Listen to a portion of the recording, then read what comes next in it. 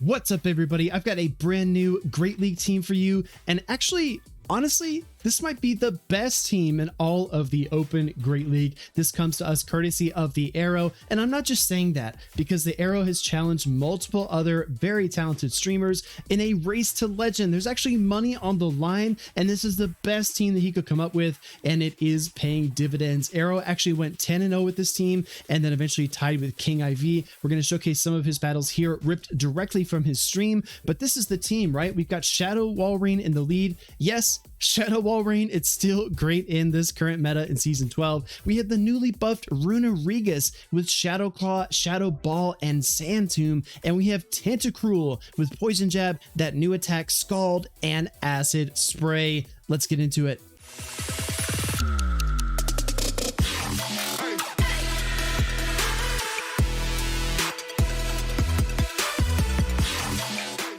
Okay, everybody, these battles were ripped directly from his stream, so we do see the Umbreon coming in here in the lead.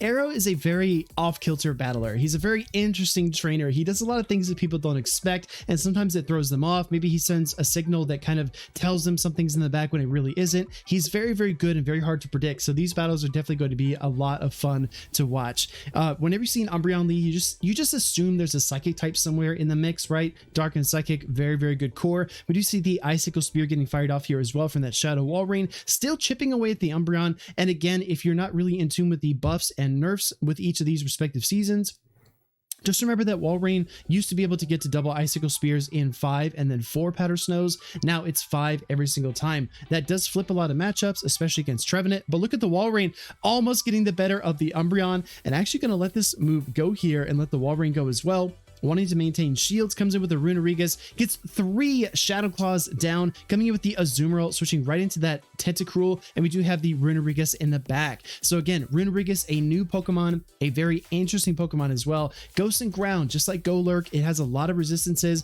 but it has a lot of weaknesses too, as we do see the Sand Tomb get fired off here. We're going to see an Acid Spray. Scald is on the top of a lot of trainers' minds, and they do shield because they think it is that water attack, but now their defense is dropped, and Tentacruel might get to another move here. A no shield here, gonna take another Sand Tomb, expecting it's not the Shadow Ball, knowing he can still get to the Scald. Very, very nice plays. Wants to take away both of those shields and give his Runerigus a shot. Does not get the attack fall there and gets Shadow Claw down, but still 2 Protect Shields remaining. Gonna try to push for that Shadow Ball, I assume. And honestly, oh, no shielding again? No shielding again? This is insane. Oh, defense falls, and that's not a great, but man, what an incredible call there, because that, I don't know, that could have been a Shadow Ball, right? The counts are a little bit tricky here. It's always going to be 7 claws to the Shadow Ball on every single Pokemon that has it. But again, battles are a little fast. You know, might have slipped away from me there, but we do see another Shadow Ball getting fired off here. He's got to maintain enough energy to Shadow Ball that Runerigus and not get bubbled down, and he gets 4 claws there. Reaching for a Shadow Ball, he's 1 away, and he gets it with just 1 HP. Not a single shield used with the Shadow Ball. Has to be lethal as it does deliver the KO. Whoa, dude, that was game 1. You got to be kidding me. You got to be kidding me. What an awesome game. All right, 16,000 wins. That clutches the 3 and 2. Man, bro, dude, homie's next opponent. He's leading that shiny Mew. You never know what you're going to get with Mew. Might be Wild Charge, might be Surf, might be Focus Blast. If you've watched some of my streams, you've seen the Focus Blast come through, especially onto my Steelix. That's never a good time. We do see a lot of energy builds up here. This could be a double Wild Charge, and there's the first one. Do we see the Icicle Spear? And we do. That was not a CMP, but we do see the Icicle Spear going to force a shield. Actually, switching into the Medicham, going into the Runerigus.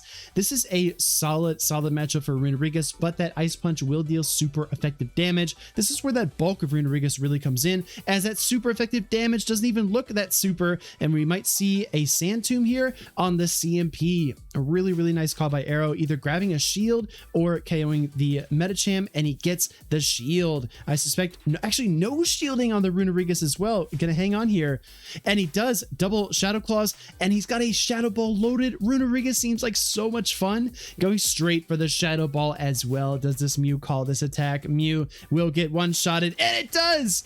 Super effective damage. In comes a Bastiodon, and we get the Sand Tomb.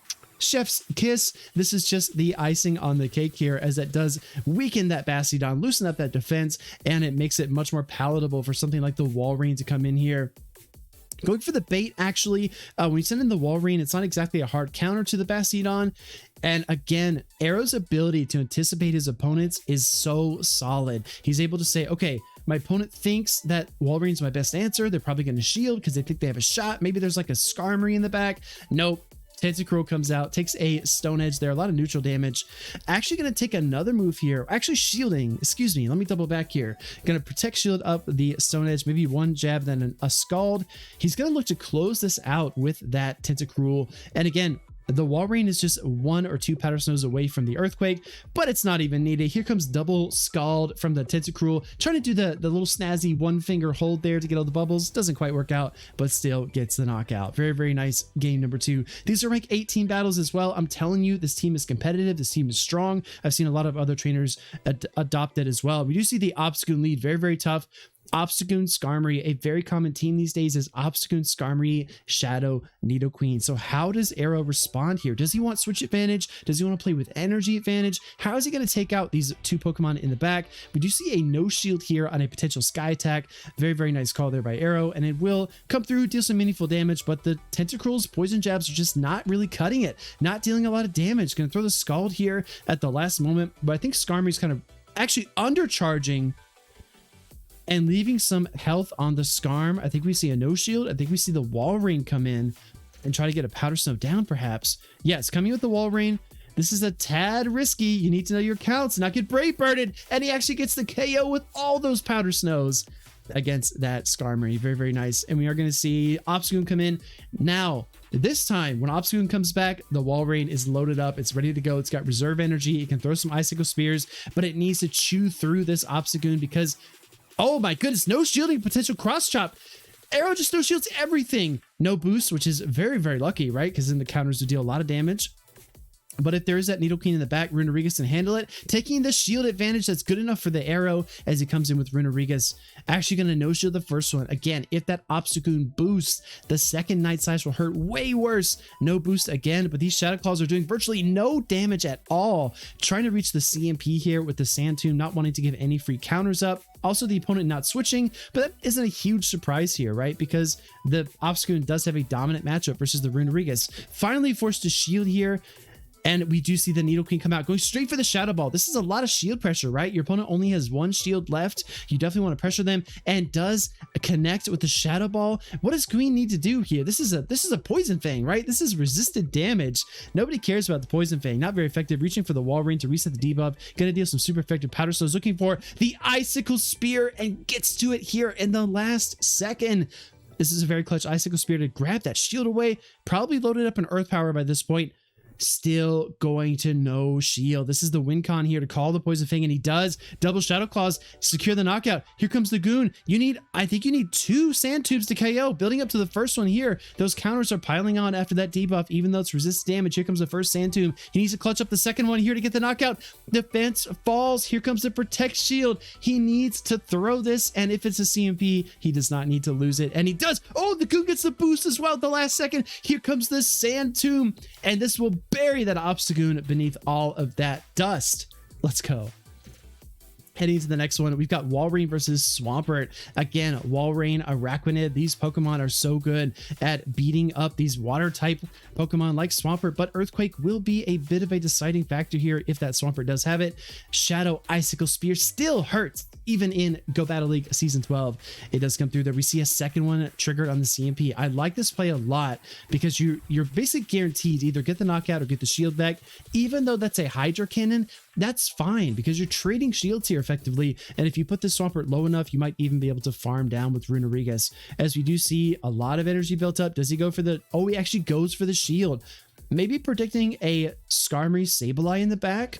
Oh, here comes another Hydro Cannon. Again, resist damage though. If it's not Earthquake, you don't really need to worry. Sludge Wave does meaningful damage as well, but he's able to finally secure that knockout. It looks like Shadow Walrein waiting for the next opponent to come up. It will be the Galarian Stunfisk. We've seen this double ground team quite a lot as well. Swampert, Galarian Stunfisk with that Skarmory accompaniment. That might be what we have here as we do draw the first shield, switching in, saving a lot of energy. I like that play a lot because if you take a Rock Slide there, all that energy goes to waste. And this Galarian Stunfisk can Earthquake, right?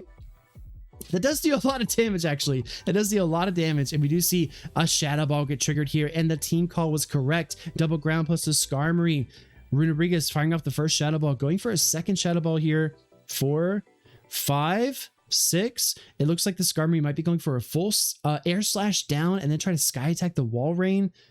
But we do see the knockout. Is this good or is this bad? As the Runerigus is able to get one more of these Sand Tombs. This is going to lower that Stunfisk defense, but it's not nearly enough to KO. Comes in with the Walrein, throws the Icicle Spear immediately. It might have triggered a CMP that would even be more clutch. As it, oh my goodness. Galarian Stunfisk barely hangs on after that defense drop. Allows that Icicle Spear to deal tremendous damage, coming in with the Tentacruel. 1 Poison Jab, resist damage. Nobody cares. He's able to get the knockout. Going to the next one, Shadow Nidoqueen in the lead. This Walrein nerf really hurts because now you're throwing that Icicle Spear. Every single time the Nidoqueen gets a Poison Fang, you're basically on the same interval. You can no longer outpace Nidoqueen and apply additional pressure. And we did see that Nidoqueen opting for that 6th Poison Jab instead of throwing on the CMP. And we do see a Poison Fang come through here. And this is just really well played. This is really well played because you could have gone for the Icicle Spear or you could have caught. And here he's going to catch a resisted Poison Fang on the Tentacruel. He's got shield advantage. He needs to shield up a potential Earth Power, but we see the swap out into Trevenant.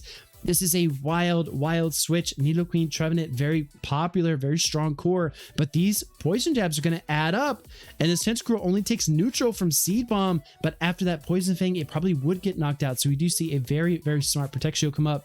Looking for the Scald of all things, wanting to, I guess, draw the shield away. Actually does not get a shield, but does get the knockout. Scald. Stab damage versus that Grass type Pokemon is enough. Now you're in a tough spot. You're in such a tough spot because the Tentacruel has enough health to be annoying, and he goes right for the Scald as well.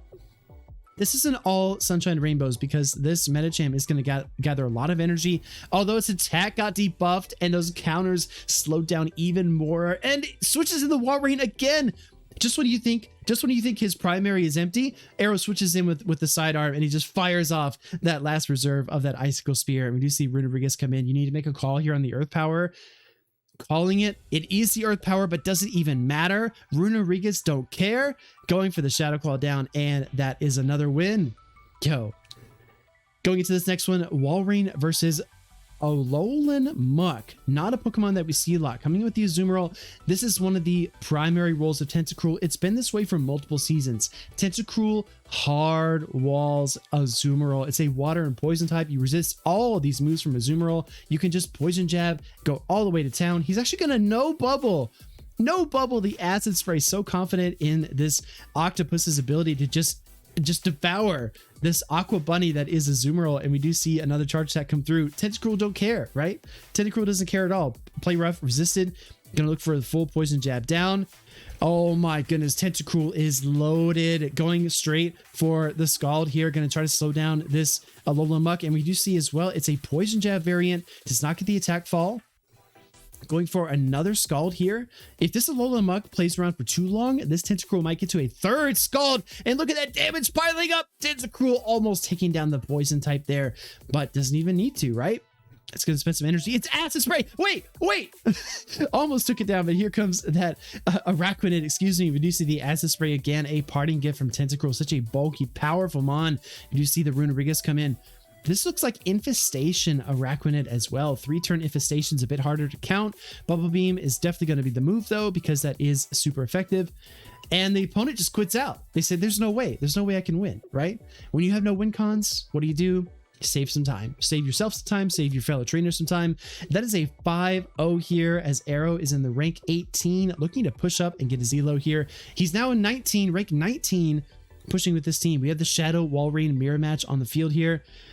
This is a little bit tricky. We've seen a lot of Walrein and Trevenant. The Walrein mirror is not something that I'm going to miss from season 11, but we do see it playing out here yet again. Icicle Spear bait coming through here, gets the Protect Shield on the first bait. That is critical, but can he call the first bait from the opponent? Arrohh just no shields everything. And it will be the Icicle Spear. What a call. It looks like he's going to lose the CMP exchange though, and that probably be an Earthquake. So he does Protect Shield correctly, and he locked the opposing Walrein into a charge move priority, into a CMP, excuse me. We do see gathering some extra energy here, looking for another Earthquake. What does he decide to do? He goes right for it, losing CMP a second time, but he knows he loses CMP. He wants to lock this in, and he wants to try to secure a knockout here. Will this Shadow on Shadow Earthquake be enough? And it is. He does KO the opposing Walrein. Excuse me, coming in with the Azumarill here. Now, the trick is you don't want to switch. You don't want to switch into your Tentacruel because then you kind of leave your Runerigus exposed. So at the risk of giving this Azumarill a lot of energy, you hit it with the Earthquake, you let it farm to its heart's content. Maybe it throws an Ice Beam and maybe you survive. Maybe you get to another Earthquake. Maybe you play roughs.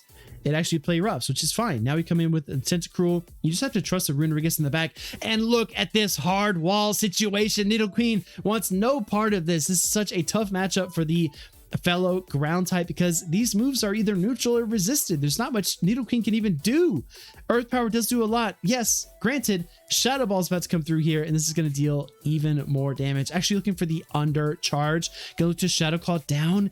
Even in these decisive matchups, Arrohh is so judicious with his energy management. It's really fun to watch because you know, he wants a little bit of energy on the Runerigus so it can still fight against the Azumarill. He doesn't want to leave it defenseless. It's great plays here and a lot of notes to take if you are trying to push up to getting your first elo, ace, veteran, legend, whatever you're trying to do. Arrohh has already done it, so definitely take some notes. We do see another Umbreon in the lead. This one is shiny, right? Does a little more damage, perhaps. But we do see the Walrein staying in the matchup. Looks like we're going to see a foul play come through. Walrein could probably tank one more, but it will be a little uncomfortable. Arrohh, again, playing this matchup the same way. Another thing Arrohh does is he knows how he wants to play out the matchup every single time. He'll tell me, when I play, for example, last season, he played Shadow Kanto Ninetales. He says, I like to throw 7 Embers against this Pokemon, and then throw a Weather Ball, then 3 more, and then CMP tie them on this. Like, he has a formula for exactly how he wants to play it. This time he takes switch advantage, which is absolutely huge. Cannot get to the Icicle Sphere, but nobody cares. Here comes again. The Nidoqueen is so prominent in the meta, and this Shadow Claw Runerigus just loves this Pokemon. Goes to town whenever it sees a Nidoqueen. Is this a cheeky Earth Power? And it is not resisted. Poison Fang Runerigus. Look at those teeth. He's gonna bite back here with a Sand Tomb, super effective damage, and now these Shadow Claws are really going to start to pile on. Going for another Sand Tomb, right? Arrow's got a shovel. He's shoveling this dirt. He's just going to pile on a few more shovels onto this Nidoqueen and try to smother its poison typing beneath it. Looking like another Poison Fang. We do see the first Protect Shield from Arrohh finally in this game. Looking for a third Sand Tomb. This is a Sealing Jutsu at this point. Shout out to Gara. And we do see the Azumarill come in, counter swap into that Tentacruel, and this is just so bad for the opponent. This is checkmate because you got your fairy on the poison, you've got your ground ghost versus your opponent's ground poison. There's just not much they can do here. Azumarill does not learn Psychic, it doesn't learn Future Sight, it doesn't learn Mud Bomb. It doesn't know Earthquake. It's got nothing. It's got nothing to hit this Tentacruel with, and Tentacruel is just going to eat it up. Oh my goodness. We've seen like on the Discovery Channel, right? Hydro Pump doesn't matter. Play Rough doesn't matter. Ice Beam doesn't matter. We've seen on the Discovery Channel, we've seen Octopus and Squid just eat big fish. It's just feasting on Azumarill today. Poison Fang not enough. Does not get the Protect Shield. And the Scald is a soft burn here onto that Nidoqueen to get the knockout. Wow, dude, this team is actually really good. You see Walrein in the lead versus Umbreon again. This is the third Umbreon of this series. Let's see if Arrohh plays this any differently. Actually switching into the Grand Bowl, and here comes the Tentacruel looking to just devour this pink fairy type Pokemon with all those poison jabs. Now he's set up for the Umbreon. He does throw this first Acid Spray. Sometimes what we see is a dark lead with double fairies in the back. If this is double charm, this could be a little bit problematic, but Arrohh is going to try to find the best way to navigate. We do see the first Scald coming through. That does so much damage after the Acid Spray. And look at these poison jabs as well, piling on the damage. Actually going to shield as well, maybe suspecting. Oh, Psychic! What a call! Arrow's just a mind reader. He knows. He just knows what's coming. He's going to throw a second Acid Spray. Is this enough or is this cheeky?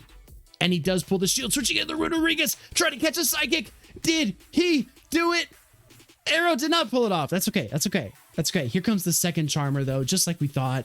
Arrohh, again, recognizing that dark double charm strat. Team reading in real time is so difficult, but it's one of the most important facets of being a good Go Battle League player. And we do see a second Sand Tomb here. This is really solid.